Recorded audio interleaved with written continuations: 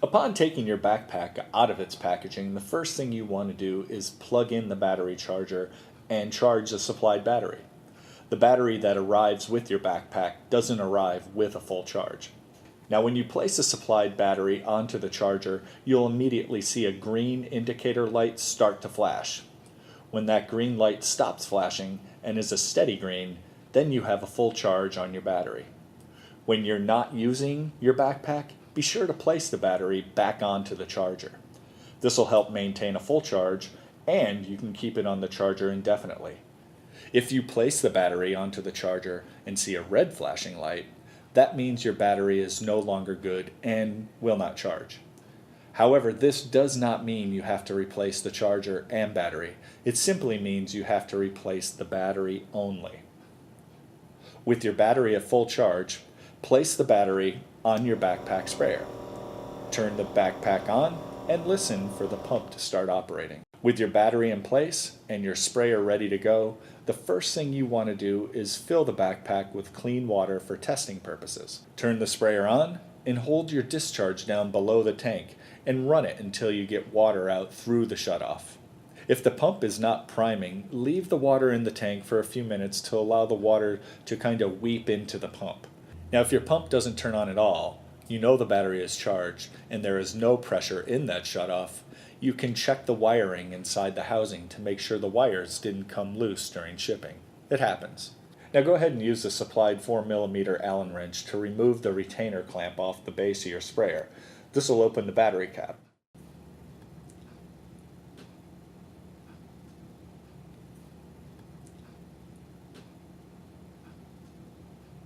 Inside you'll see two wires, a red and a black. The red wire should be attached to the switch and the black wire should be attached to the base of the battery cap cover. If they seem loose or disconnected, just make sure they're attached properly. Also inside the battery cap cover is the discharge hose. If you have any leakage, you may want to tighten down that hose clamp. Make sure your hose is all the way down to the base and that your hose clamp is snug and tight. Now when you're finished, go ahead and put that cover back into place by reattaching the retainer clamp, again using that 4mm Allen wrench. Make sure that the battery cap is flush against the base of the sprayer and that the space in between the clamp ends have an 1/8 inch gap and is all the way closed. Place the battery back onto the unit, turn on the switch, and you should hear the pump start up.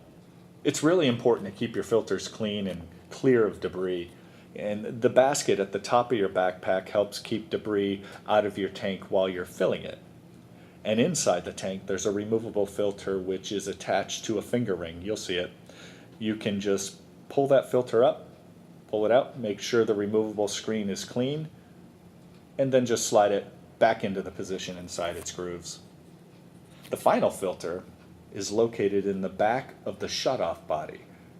Now remove the retainer nut on your hose and you'll see there is a smaller filter. This filter can easily be cleaned with some running water or a small brush like a toothbrush. If your nozzle tip is dialed down to a fine spray setting, it will cause your pump to make sort of a pulsating sound. You hear that? To stop this pulsating from happening, what you need to do is dial the nozzle tip back until you hear that pump start to smooth out and function correctly. You'll hear it. You'll know what you're looking for.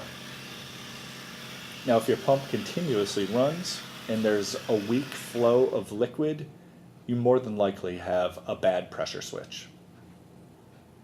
If the sprayer doesn't run when you turn the power switch on and you know the battery is fully charged, there is more than likely pressure built up in the unit. Simply release the pressure by opening up the discharge and the pump should turn back on.